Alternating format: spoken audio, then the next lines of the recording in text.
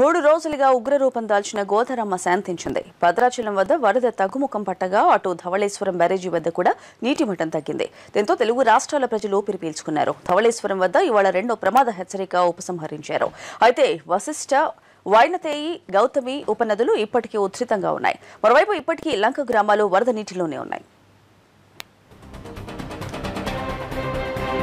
తెలుగు రాష్ట్రాల్లో ఉగ్రరూపంగా ఉన్న గోదారమ్మ కాస్త శాంతించింది. ప్రస్తుతానికి వరద ఉధృతి తగ్గుముఖం పట్టింది.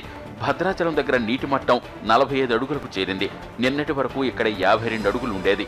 దీంతో రెండవ ప్రమాద హెచ్చరిక జారీ చేశారు అధికారులు. అయితే క్రమంగా నీటి మట్టం తగ్గి 45 అడుగులకు చేరుకోవడంతో రెండవ ప్రమాద హెచ్చరికను ఉపసంహరించారు అధికారులు.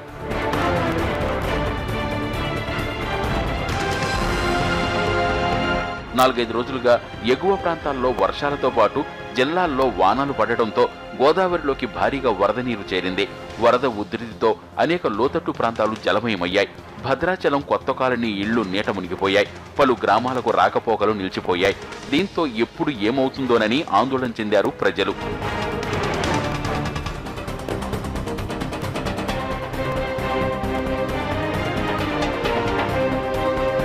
ఇటు ఉభయ గోదావరి జిల్లాల్లోనూ గోదావరి వరద తగ్గుముఖం పట్టింది.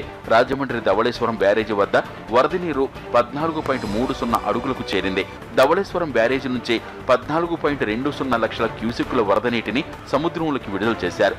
దీంతో ధవళేశ్వరం, రాజమండ్రిల వద్ద నెమ్మదిగా వరద తగ్గుముఖం పట్టింది.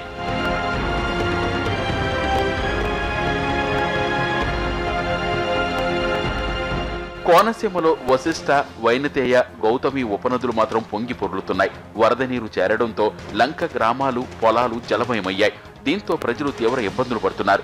ఆచంట మండలం అయోధ్య లంక, పుచ్చల్ లంక, భీమలాపురం తదితర గ్రామాల్లో పరిస్థితి దయనీయంగా ఉంది. గోదావరి వరదతో తీవ్రంగా నష్టపోయారు రైతులు.